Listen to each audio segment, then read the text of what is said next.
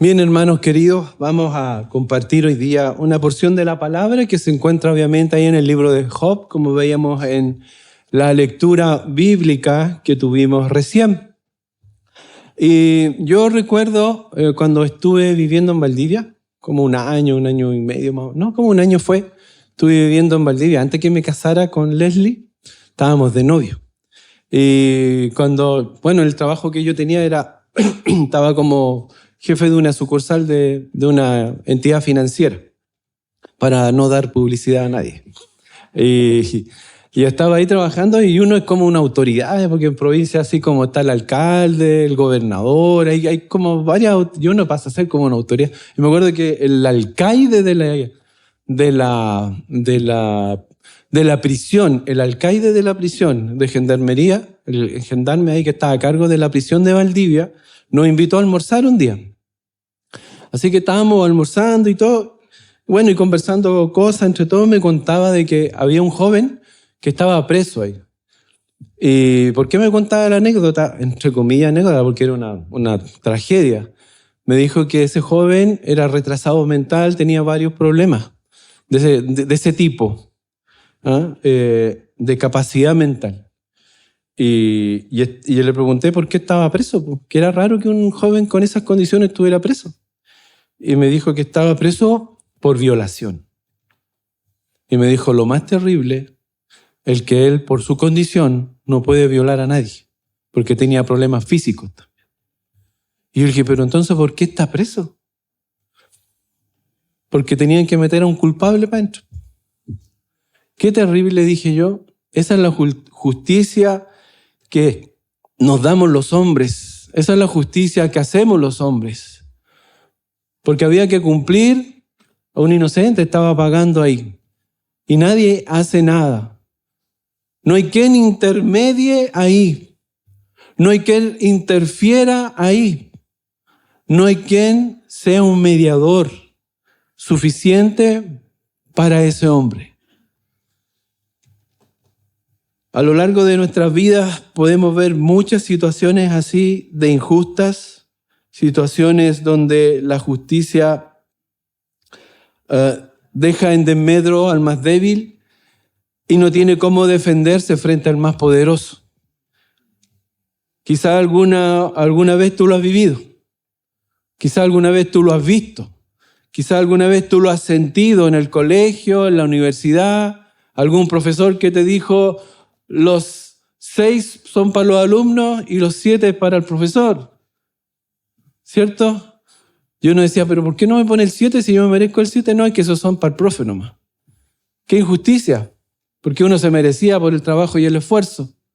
Pero así es el hombre y nosotros muchas veces en la vida, en el colegio, en el trabajo o ante un tribunal de justicia lo hemos visto. Lo hemos visto. Cuando nosotros somos niños, les pedimos al papá que interceda ante la mamá cuando te dé permiso, ¿no? Y cuando quieres que el papá te dé permiso, va donde la mamá para que la mamá interceda o cuando no quiere algo. Siempre en nuestras vidas necesitamos a alguien que esté mediando por nosotros.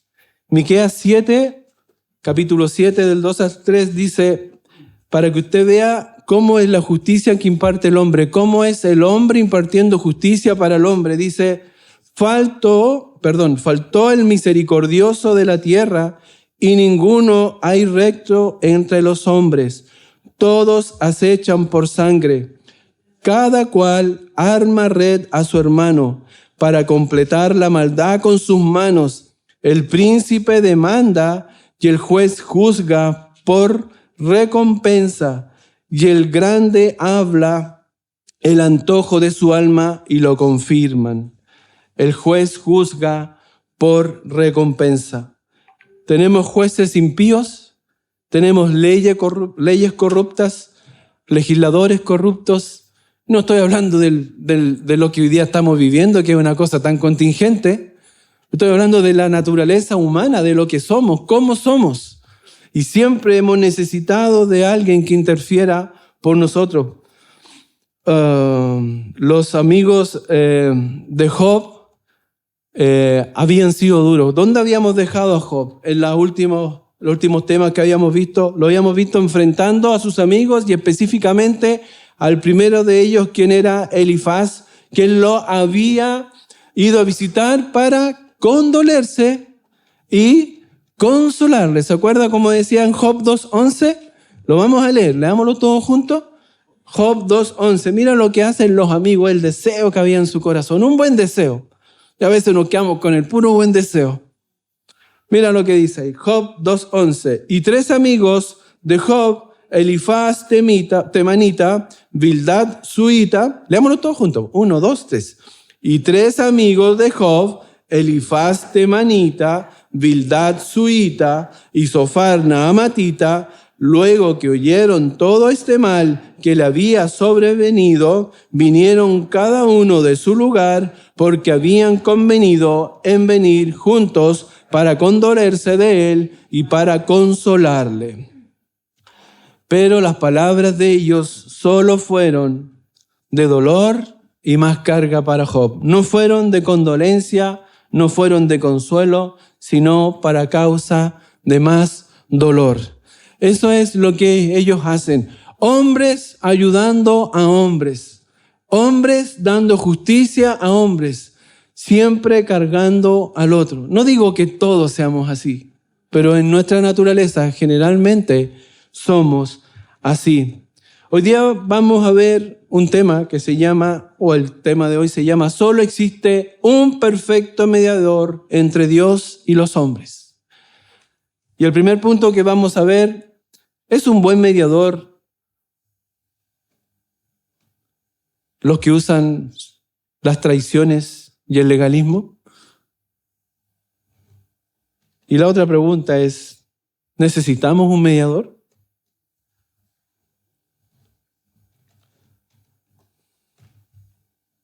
Después de Job haberle respondido a Elifaz, a este amigo, se replegó y viene este amigo Bildad, que es el que habíamos estado viendo la última semana, y él lo fue incluso más ofensivo. En Job 4:6 le dice, ¿no es tu temor a Dios tu confianza? ¿No es tu esperanza la integridad de tus caminos? Ahí lo que está haciendo este amigo lo pone en duda la fe de Job y su integridad. Para los que no han escuchado el tema de Job antes, recuerde que Job había perdido todo lo que tenía, había perdido todos sus hijos y tenía una sarna maligna en su cuerpo que lo estaba atormentando, había sido marginado socialmente, había sido desechado y estaba ahí, y vinieron estos 3 amigos a visitarlo y a estar con él, y estuvieron 7 días y 7 noches con él sin emitir palabra, y después comienzan estos amigos a hablar con él, y este amigo que habíamos estado viendo le dice esto: ¿no es tu temor a Dios tu confianza? ¿No es tu esperanza la integridad de tus caminos? Y en el fondo lo que le estaba diciendo, le está diciendo que dudaba de la fe de Job, de su integridad. Y Dios le había dicho a Job que era el hombre más íntegro. Pero este amigo lo juzga sin ningún cuidado. Y es su amigo. Con amigos así, usted completa la frase. Job 4, del 7 al 8 dice, recapacita ahora, ¿qué inocente se ha perdido? ¿Y en dónde han sido destruidos los rectos? Como yo he visto, los que harán iniquidad y siembran injuria, la ciegan. ¿Qué le está diciendo? Le dice que Job está teniendo lo que se merece por su pecado, por sus actos. Y nosotros sabemos la historia de Job, que Job no había cometido ninguna falta y era Satanás que había ido a pedirlo para probarlo, para que renegara de Dios, para que maldijera a Dios. Y lo hizo en 2 oportunidades. Primero, cuando le quita todos sus bienes y su familia. Y él no dice nada contra Dios. Y Satanás arremete nuevamente y le quita su salud. Carne por carne, le dice. Así le dice al Señor, permíteme. Y le dice, tócalo. pero no le quites su vida. ¿Y qué hace Job? Callado.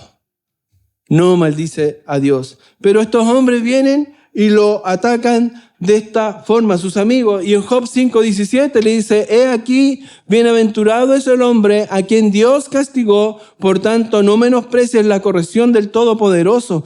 Y asumimos que Dios castiga. No digo que Dios no castigue, Dios los hace, Dios disciplina, sí, Dios disciplina, pero también Dios va formando el carácter del Hijo de Dios por medio de las pruebas y las circunstancias. Porque ¿de qué manera vamos a conocer el poder de Dios, la gracia de Dios, la misericordia de Dios si vivimos sin ningún problema en la vida? ¿Cuándo conocemos a Dios? Cuando pasamos las peores situaciones. ¿Cuándo vemos el poder de Dios? Cuando Él toca nuestras vidas en las peores situaciones. Estos eran los amigos de Job. Si esto le parece fuerte, hermano, todo lo que le dijo este hombre, veamos cómo fue lo que le dijo Bildad. Vamos a Job, capítulo 9, versículo 25 al 35. Vamos a tener la lectura bíblica, ya la leímos, pero lo vamos a tener de nuevo, ya para que usted más o menos vaya después reteniéndola y ahí vamos a estar viendo la palabra de hoy. Dice, leámoslo todos juntos, 1, 2, 3. Mis días han sido más ligeros que un correo, huyeron y no vieron el bien, pasaron cual veloces como el orgullo que se arroja sobre la presa. Si yo dijere, olvidaré mi queja, dejaré mi triste semblante y me esforzaré, me turban todos mis dolores. Sí que no me tendrás por inocente, soy impío, para que trabajaré en vano, aunque me lave con aguas de nieve y limpie mis manos con la limpieza misma, aunque me hundirás en el hoyo y porque no es hombre como yo para que yo le responda y vengamos juntamente a juicio. No hay entre vosotros árbitro que ponga su mano sobre nosotros dos. Quite de sobre mí su vara y su terror no me espante. Entonces hablaré y no le temeré, porque en este estado no estoy en mí. Oremos. Oremos, Padre Celestial, te pedimos que esta mañana tú nos hables. Señor, guíanos tú para conocer tu verdad, tu palabra y tu consejo para el día de hoy. En el nombre de nuestro Señor Jesucristo. Amén. Amén.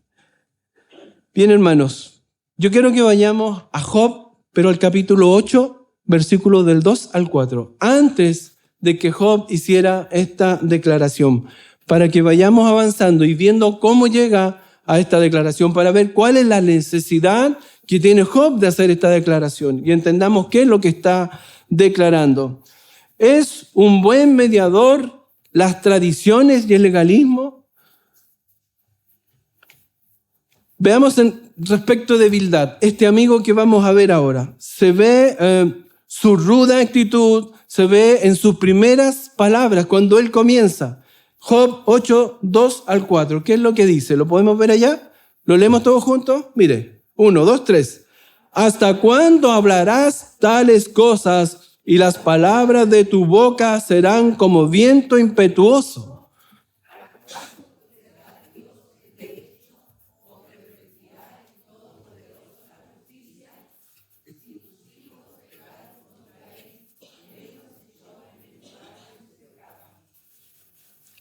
Amén.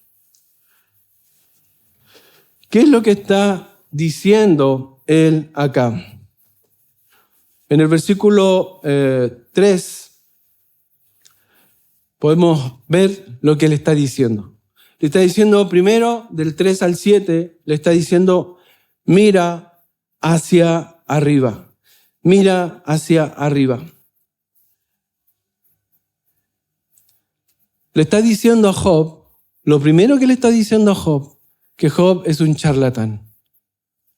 Que Dios para él no es lo más importante. que Job no es lo que parecía ser. No es lo que parecía ser. ¿Hasta cuándo hablarás tales cosas y las palabras de tu boca serán como viento impetuoso? En el lenguaje poético le está diciendo que Job es un charlatán. Job, eres un vendehumo, como decimos acá. Eso es lo que le está diciendo. Pero es que, acuérdese, hermano, tiene que tener este parámetro. Este amigo lo vino a consolar y a condolerse con él. Y le está diciendo, Job, tú eres uno que habla tales cosas y las palabras de tu boca serán como viento impetuoso. Palabras vanas. Eso es lo que le está diciendo. Y Job, en el capítulo 8, del 3 al 7, capítulo 8 del 3 al 7, para que lo pongan ahí, ¿qué es lo que le está diciendo? Y lo que le decía adelante. Acá lo está llamando a que mire hacia arriba, Job. Le está diciendo, ¿acaso torcerá Dios el derecho? Mira cómo parte. ¿Acaso Dios va a torcer el derecho? ¿Va a torcer la ley? ¿O pervertirá el Todopoderoso la justicia? Si tus hijos pecaron contra él. Mire lo que le está diciendo, hermano. Ahí lo vamos a analizar, pero ponga atención al texto. Dice, si tus hijos pecaron contra él, él los echó en el lugar de su pecado. Acuérdese, a Job le quitaron sus hijos. Murieron sus hijos. Y este amigo le está diciendo eso. Él los echó en el lugar de su pecado. Si tú de mañana buscares a Dios y rogares al Todopoderoso, si fueres limpio y recto, ciertamente, luego se despertará por ti y hará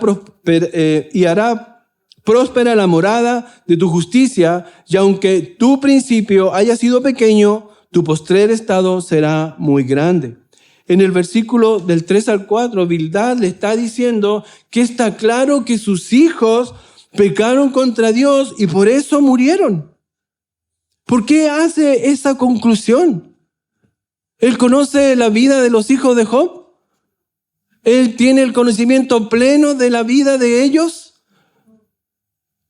¿Y por qué hace esa conclusión? Pero se lo está diciendo porque Dios no lo habría castigado, porque habían pecado.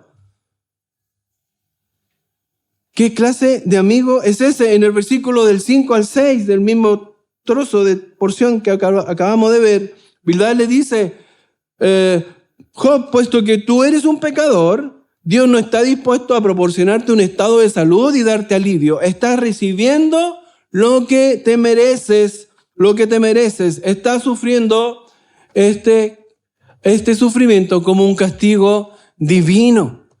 ¿Por qué nosotros podemos llegar a esa conclusión? Lo más terrible es que a veces lo hacemos. ¿Por qué a este hermano le pasa eso? Algo tendrá. ¿Por qué este hermano tiene esta enfermedad? Algo tiene que haber hecho.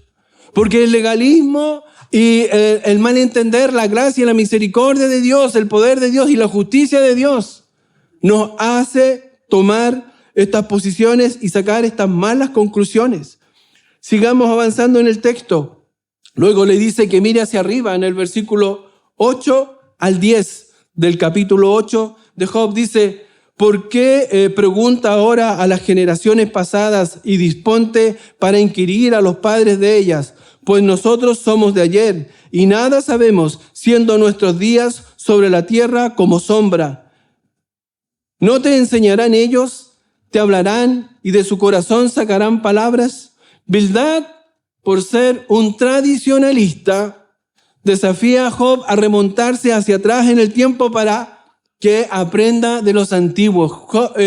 Bildad era un hombre que afirmaba toda su fe en la tradición.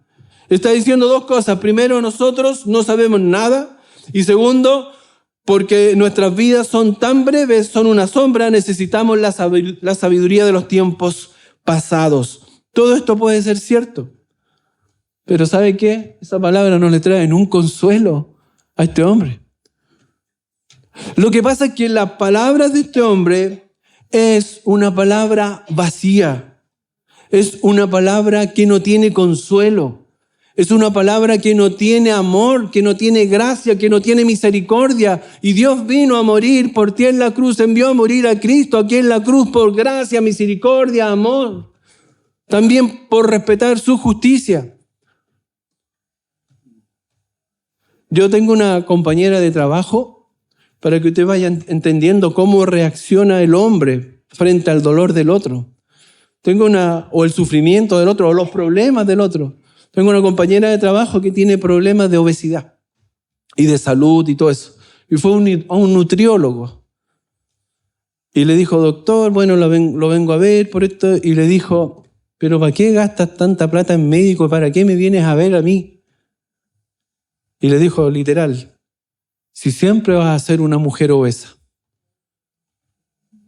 Después llegó ella ahí a la reunión, estamos en el trabajo y nos contó, dijo, oye, pero ¿cómo ese doctor te dice eso? Es un descriterio, o sea, no tiene ni una misericordia, ni una gracia, ni un tino, nada. Yo estoy mostrando un ejemplo extremo, pero nosotros también hacemos eso. Nosotros también a veces hacemos eso, no tenemos ni una misericordia, ni una gota de misericordia, de tino y de nada. Bueno, para cerrar la historia, este hombre después, como a la semana siguiente, hubo una noticia, no sé si se acuerdan, hubo un doctor que iba a viajar y parece que tuvo un problema en el aeropuerto, lo metieron preso porque ofreció puñete y todo. Bueno, ella después dijo, oye, ese era mi doctor, el que me dijo eso. Parece que tenía problemas de otra índole el caballero. Pero mira lo que le sigue diciendo este amigo a Job en el versículo del 11 al 19. Dice, crece el junco sin lodo, crece el prado sin agua, aún en su verdor y sin haber sido cortado, con todo se seca primero que toda hierba. Tales son los caminos de todos los que olvidan a Dios, y la esperanza del impío perecerá, porque su esperanza será cortada y su confianza es tela de araña. Se apoyará él en su casa, mas no permanecerá ella en pie. Se asirá de ella, mas no resistirá. A manera de un árbol está verde delante del sol, y sus renuevos salen sobre su huerto. Se ven entretejidos sus raíces junto a una fuente y enlazándose hasta un lugar pedregoso. Si le arrancaren de su lugar, éste le negará, entonces diciendo, nunca te vi. Ciertamente, este será el gozo de su camino, y del polvo mismo nacerán otros. Entonces, ¿qué es lo que le está diciendo acá este amigo a Job? En el capítulo que acabamos, en el 8, del 11 al 13, lo que le está diciendo, por medio de esta figura poética, le está diciendo que él es una planta que se marchita porque está afuera del agua y muere. Y la conclusión lógica es que Job y su esperanza están muriendo porque no tienes un corazón puro y una buena relación con el Dios Todopoderoso. Le está llamando impío en el versículo 13. Eso es lo que le está diciendo. Así está tratando a Job. Sin ninguna misericordia, sin ninguna gracia, sin ningún amor. Y no quiero que eso confunda, hermano. Cuando uno tiene que decir la verdad, la tiene que decir. Pero usted puede decir la verdad cuando la verdad está comprobada y usted tiene certeza de eso. Cuando a mi señora, por decir algo, a usted o su señora le dice, tú siempre dejas la pasta de dientes esparramada en cualquier parte. Y si usted sabe si es verdad o no, y la señora sabe que es verdad, entonces le puede decir la verdad. Pero hay veces, a mí me ha pasado en el trabajo, jefes que siempre me llaman y me dicen estas cosas. Y ahí, ¿cuántas veces fue? No, como una vez. O sea, que siempre te llaman, porque la gente exagera. Y nosotros exageramos para los demás, para acusar a los demás, para condenar a los demás. Nos acomoda exagerar. Pero cuando tenemos que jugarnos a nosotros, nos desacomoda, pero tenemos que enfrentarnos a esa verdad. Y acá él está diciendo eso a Job, que es un impío. Y en el versículo 14, ¿qué le dice? Que está apoyado y sostenido en algo tan frágil como es una telaraña y que pronto se romperá y caerá, ¿cierto? Y como las plantas en el jardín, y no importa lo grande y frondoso que sea, ya no es fuerte y sus raíces van a ceder.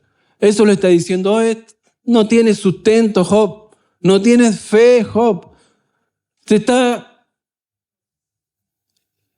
fe es vacía, Job. Qué tremendo. Y en el versículo 18 al 19 le está insinuando ahí es que lo sucedido con Job, Dios le ha desarraigado, lo ha sacado. Dios es quien lo ha quitado. Todo el daño que tiene en sus raíces es porque Dios lo está sacando. Y esto lo ha llevado en la condición cadavérica que él estaba, de enfermedad grave, y de toda la situación que él estaba viviendo era porque Dios lo estaba haciendo por algo, porque él era pecador, porque era impío, porque estaba afirmado de una falsa fe que él tenía. El hombre está diciendo precisamente lo que hay en su mente, es decir, has pecado y por eso Dios te ha desarraigado. Ese era su mensaje. Eso es lo que le vino a decir para consolarlo, para condolerse, para acompañarlo. Hermano, si usted va a venir así a consolarme o a condolerse, le pido que mejor no venga. Y espero que cuando yo vaya a condolerme y a consolarle, no lo haga así tampoco, porque podemos caer en eso. Termina Bildad en el versículo 20 y 22 diciendo, he aquí Dios no aborrece al perfecto, ni apoya la mano de los malignos, aún llenará tu boca de risa y sus labios de júbilo. Los que te aborrecen serán vestidos de confusión y la habitación de los impíos perecerá.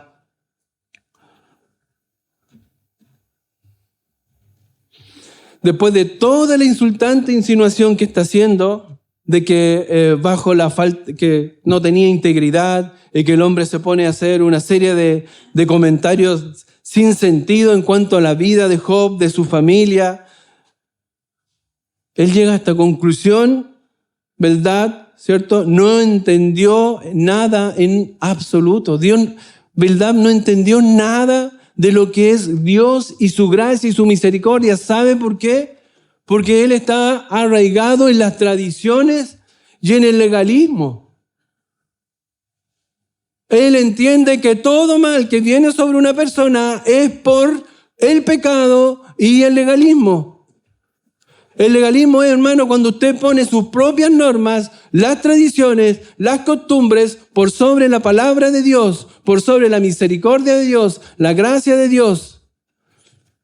Cuando una persona se enferma, hermano, no necesariamente es porque estuvo en pecado.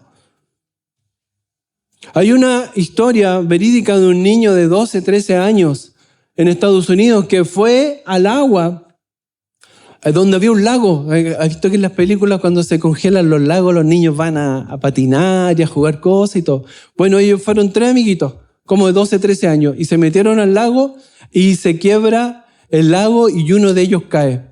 Y uno por salvarlo se mete y lo saca, pero se va para adentro.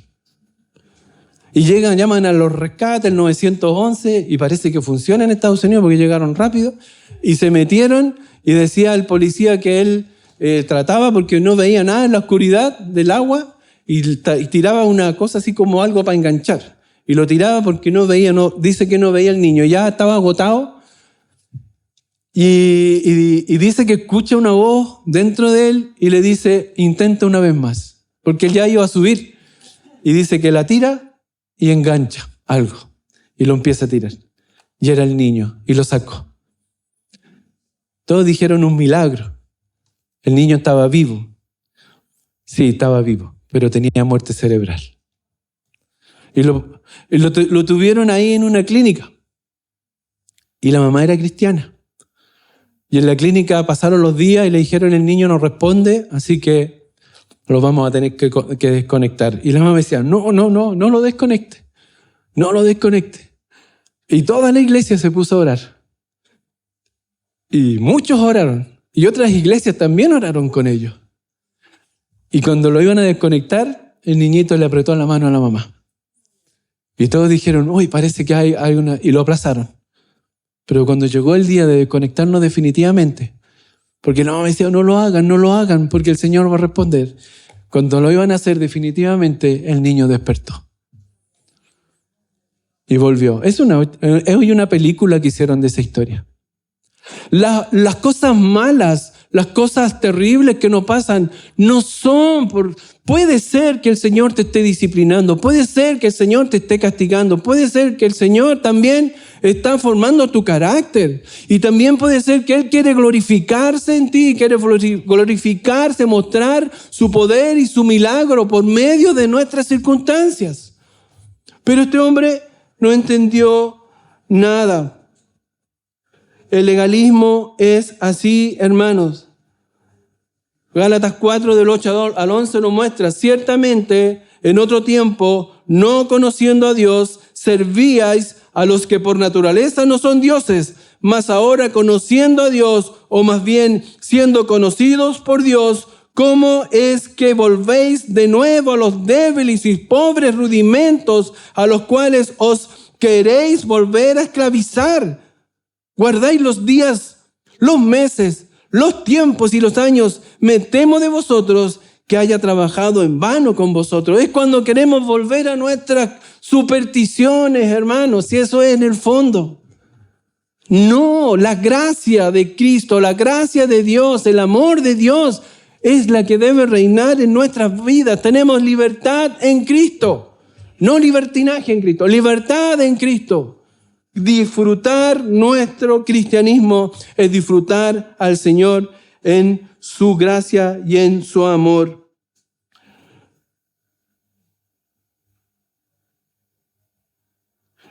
También nosotros caemos en eso, hermano. También nosotros caemos en eso, hermano. El legalismo. Hermano, yo puedo estar sin corbata acá, pero más de alguno va a pensar, uy, pero ¿cómo está predicando sin corbata? Pero hermano, yo lo hago porque yo sé que alguien puede malinterpretarlo y voy a estar dañando su corazón.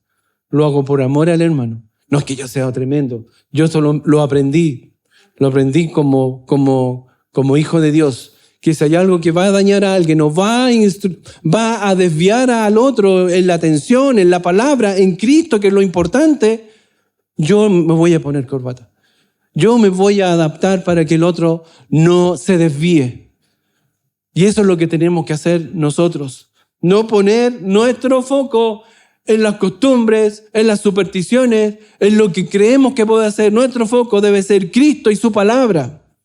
Cristo y sus palabras. Entonces, después de haber visto cómo actuaba Bildad, él fue un buen mediador un buen ayudador para Job. No. Entonces, ¿qué necesitaba Job? Porque Job lo declara. Y ahí vamos al texto que está en el capítulo 9, donde Job responde. Job responde. Y capítulo 9, del 1 al 13 dice, respondió Job y dijo, ciertamente yo sé que es así. ¿Y cómo se justificará el hombre con Dios? Mira lo que está planteando Job. ¿Cómo se justificará el hombre con Dios?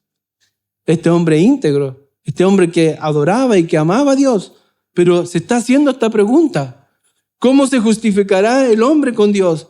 Si quiere contender con Él, no le podrá responder a una cosa entre mil. Él es sabio de corazón y poderoso en fuerzas.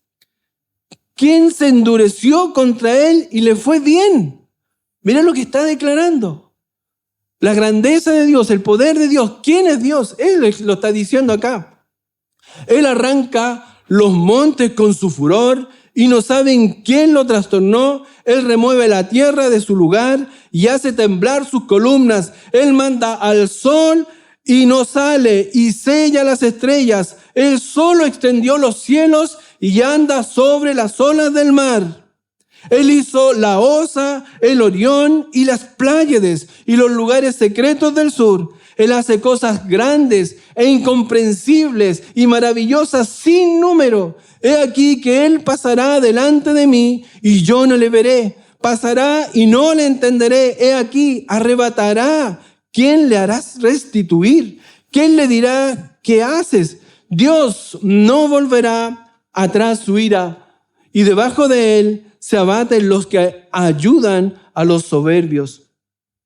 Lo que está haciendo Job acá en este primer trozo de su respuesta a su amigo, está diciendo categóricamente lo grande y sublime y poderoso que es, y Dios, y Job anhela tener una entrevista con Dios. Mírenlo, Él es quien hace todo este maravilloso mundo y universo con todo el poder, y le temo. ¿Cómo me voy a presentar delante de Él? ¿Hay alguno de ustedes que pueda presentarte frente a Dios? ¿Hay alguno de nosotros que pueda presentarse frente a Dios? Ni uno. No podemos, somos consumidos por Él. Y eso es lo que está declarando. El temor y asombro que tiene Job, lo único que quiere es poder acercarse a Él y hablarle y pedirle esa ayuda a Dios. Bildad no lo puede hacer. Él mismo no lo puede hacer. Entonces, ¿qué hace Job? ¿Qué haces tú? ¿Qué hago yo?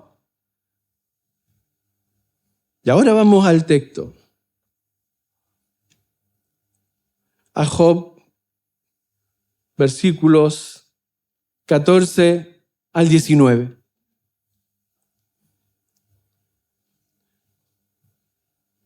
Y aquí hay una pregunta. Si yo pudiera pararme delante de Dios, y eso es lo que está planteando Job acá, ¿qué le diría? Mira cómo responde ante esa pregunta. Eso es lo que está planteando él retóricamente. Dice, cuando menos le responderé yo, y hablaré con él palabras escogidas. Aunque fuese yo justo, no respondería. Antes habría de rogar a mi juez. Si yo le invocara y él me respondiese, aún no creeré que haya escuchado mi voz. Porque me ha quebrantado con tempestad y ha aumentado mis heridas sin causa. No me ha concedido que tome aliento, sino que me ha llenado de amarguras. Si habláremos de su potencia, por cierto es fuerte. Si de juicio, ¿quién me plazará? Entonces, Job lo que plantea es que si es por poder, obviamente Dios gana. Por eso, si pudiera pararme delante de Él, ¿qué le diría? Y esto nos lleva entonces a la segunda pregunta que plantea Job. Y la segunda pregunta es, si pudiera proclamar mi inocencia, si pudiera hablar de mi inocencia, ¿de qué serviría? Job del 20-24, ahí sí lo pueden mostrar, capítulo 9 del 20 al 24. Si yo me justificare, me condenaría mi boca. Si me dijere perfecto, esto me haría inicuo. Si fuese íntegro, no haría caso de mí mismo. ¿Se da cuenta que él mismo está diciendo que él no puede defenderse porque él es pecador? Despreciaría mi vida. Una cosa resta que yo diga, al perfecto y al impío él los consume. Si azote mata de repente, se ríe del sufrimiento de los inocentes. La tierra es entregada en manos de los impíos y él cubre el rostro de sus jueces. Si no es él, ¿quién es? ¿Dónde está? Debemos entender que esto es poesía, ¿cierto? Y este texto está escrito como una forma poética. Pero las palabras pueden ser un poco ambiguas, pero lo que él quiere decir es muy claro. ¿De qué serviría proclamar su inocencia si él está en pecado? Si él es un pecador. Nosotros no nos podemos defender. Nosotros no nos podemos parar frente a Dios.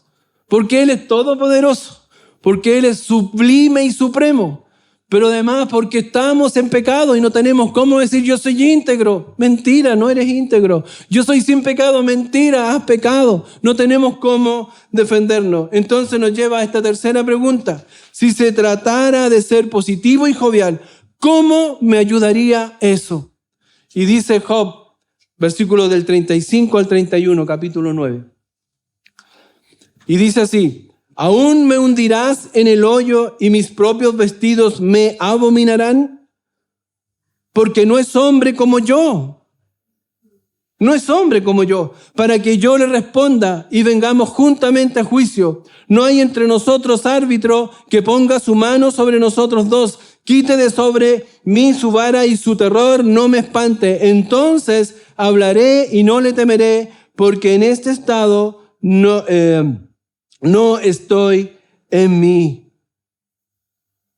Ahí está hablando también de su condición, ¿cómo me ayudaría?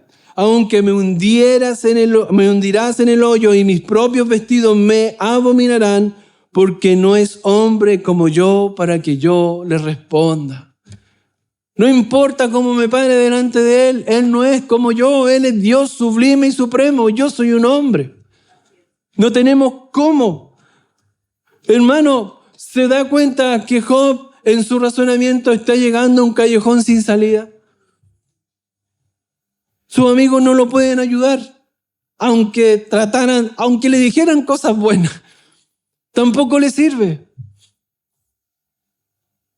Y la cuarta pregunta entonces, ¿es posible tener un mediador que pudiera presentar mis necesidades delante de Dios? Aquí lo está planteando Job. Míralo a lo que llega Job después de estas tres preguntas. Pasamos a la cuarta. Job 32 al 35. Y dice: porque no es hombre como yo para que yo le responda y vengamos juntamente a juicio. No hay entre nosotros árbitro que ponga su mano sobre nosotros dos. Quite de sobre mí su vara y su terror no me espante. Entonces hablaré y no le temeré, porque en este estado no estoy en mí. Lo que Job desea es tener un árbitro que pueda servir como su mediador, su intermediario para comunicarse con Dios, el Dios santo, poderoso y sublime. Él está deseando que alguien pueda discutir su caso. A Job le encantaría presentar su caso en la corte celestial, pero no tiene un mediador. Él no tiene un mediador. Hermano querido, nosotros hoy tenemos la misericordia y la gracia por su amor de contar con un mediador único y perfecto. Un mediador que es sublime. ¡Qué alegría, hermano! Job llega a este callejón. ¿Quién me puede defender? Pero la palabra del Señor nos muestra que tenemos algo. Job, te respondemos desde acá, no sé cuántos años después. Sí hay un mediador. Sí hay un mediador. Sí tenemos un mediador. Primera de Timoteo 2, capítulo 2, versículo del 3 al 6. Lo dice, ¿no? Porque esto es bueno y agradable delante de Dios nuestro Salvador, el cual quiere que todos los hombres sean salvos y vengan al conocimiento de la verdad, porque hay un solo Dios y un solo mediador entre Dios y los hombres, Jesucristo, hombre, el cual se dio a sí mismo en rescate por todos, de lo cual se dio testimonio a su debido tiempo. Hay un solo mediador entre Dios y los hombres. No hay otro mediador. Y ese es tu mediador. Qué tremenda misericordia, gracia y amor de Dios. Tan distinta a nuestra forma de enfocarnos y vivir en nuestras tradiciones y legalismo y supersticiones. Dejemos eso y tomemos la gracia y la misericordia de Dios para nuestras vidas. Me acuerdo cuando estuvimos con el problema del sindicato, ¿se acuerdan? Los que ya son un poquito más... Ay, que pasa tan rápido el tiempo, parece que fue hace un par de años atrás, ya deben haber pasado unos 10 años quizás. Y yo estaba de representante legal de todo eso y me tocó ir a tribunales. Yo no había ido en mi vida a un tribunal, pues si yo soy tan bueno. No, pero nunca he tenido un problema de ese tipo. Y tuvimos que contratar un abogado. Bueno, no voy a decir el nombre. Pero el abogado que trabajaba con nosotros me aconsejaba y todo, y él estaba ahí con nosotros. Y había una instancia que se llamaba de mediación, que era antes de ir al tribunal mismo. Y el caballero que estaba ahí mediando nos decía, oiga, pero la otra parte no escucha nada, ¿no? Si no le importa, pues yo creo que vamos a ir igual a juicio. Y él le decía, oiga, y él les decía, oiga, pero lo que le están ofreciendo es razonable, yo he visto otras mediaciones y le están dando cosas buenas al sindicato. Sí, pero nosotros queremos todo. Bueno, y dijo, oye, no, con ello no se puede razonar. Y yo le dije al lado, no, eso lo voy a decir yo ahora, parece que necesitamos otro mediador, porque no convenció a nadie. Terminamos en un juicio, metido en un tribunal y sancionados. Pero no importa, el Señor tenía su plan ahí, porque no estaba siendo de bendición para nadie ese colegio. Dice la palabra del Señor 14:6, Jesús le dijo, yo soy el camino y la verdad y la vida. Nadie va al Padre si no es por mí. Ese es nuestro mediador. Ese es el único camino, el único que puede ser nuestro abogado en el cielo. Tenemos un abogado en el cielo, tenemos un mediador en el cielo y ese es nuestro Señor Jesucristo. Dos conclusiones, o una conclusión en realidad. La primera es, cuando la desgracia nos destroza el espíritu, las palabras filosóficas y vanas no sirven de ayuda, ni mucho menos el legalismo y las tradiciones. Lo que ayuda al corazón del penitente o del que está sufriendo el dolor y la angustia, la pérdida, es el consuelo y el bálsamo de la gracia y la misericordia de Dios que está en Cristo para nosotros. Hermano, Cristo murió por gracia por nosotros. Cristo vino a morir en la cruz por amor por nosotros. Cristo vino a morir en la cruz porque nos amaba con amor eterno, con amor tremendo y poderoso. No reemplacemos ese amor por un legalismo barato. No reemplacemos ese amor por nuestras supersticiones o creencias. No, eso no es la gracia de Dios. Y segundo, cuando no se puede encontrar un mediador,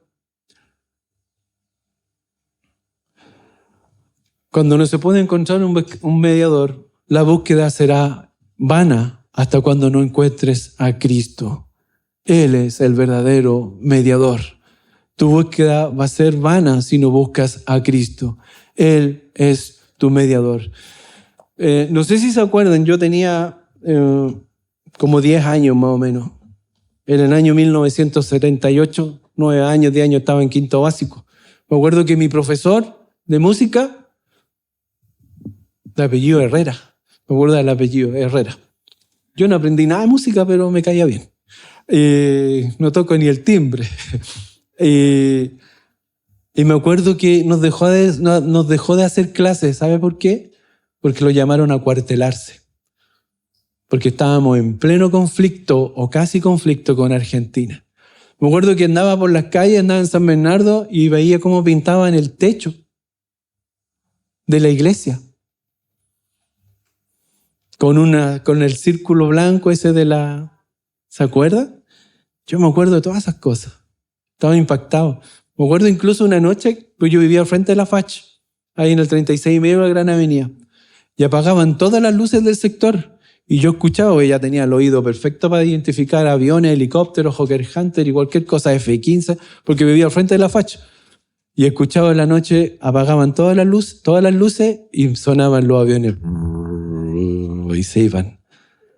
Pero no era uno. De haber contado unos 30 aviones. Y después nos contaban, porque nuestro colegio era apadrinado por la FACH, donde yo estudiaba. nos contaban que estaban saliendo los soldados a las regiones extremas, porque no había que solamente proteger el sur, donde podía haber un encuentro bélico, sino también en el norte, porque se podían venir los otros, que también tenían ansias de recuperar terreno. Ese año vivimos en peligro. ¿Y qué se buscó? Un mediador para encontrar una paz. Nosotros, como hombres, en nuestro pecado, nos volvimos enemigos de Dios. Somos enemigos de Dios, pero Él envió a su mediador para hacer la paz con nosotros, para hacer la paz contigo, para hacer la paz con tu vida y para bendecirte. No solamente a hacer la paz contigo, sino para bendecirte y darte vida eterna. Si tú no has hecho esa decisión de buscar ese mediador, de aceptar ese mediador que es Cristo Jesús, de arrepentirte de tus pecados, de volverte a Cristo y pedirle que te dé vida eterna, yo te invito a que tomes ese mediador. Yo soy el camino y la verdad y la vida, y nadie va al Padre si no es por Él, si no es solo por Él. No hay otro mediador entre Dios y los hombres. Y nosotros que somos sus hijos, olvidemos el legalismo, olvidemos nuestras tradiciones, olvidemos nuestra condición pecaminosa que nos invita a hacer lo malo, sino a buscar la forma en que Cristo actúa y en que Cristo nos buscó y nos rescató y nos amó y nos salvó y nos dio vida eterna por su gracia, amor y misericordia para con nosotros. Así como recibiste por gracia tu salvación, también tú comparte a Cristo por gracia y actúa con gracia con tu hermano. Amén. Amén. Oramos. Padre Celestial, te damos gracias por tu amor, tu palabra, tu misericordia, que un día nos rescató. Ayúdanos, Señor, a olvidar el legalismo, a olvidar esas costumbres que creemos que son buenas, sino que déjanos guiarnos por tu palabra y así llevar tu amor, tu gracia y tu misericordia al prójimo. Gracias, Señor, por este tiempo en que pudimos compartir tu exhortación. Gracias por cada uno de mis hermanos. Fortalécelos tú en su fe, fortalécelos tú en su servicio, fortalécelos tú en su lectura, en su oración, en su vida espiritual. En el nombre de Jesús oramos. Amén.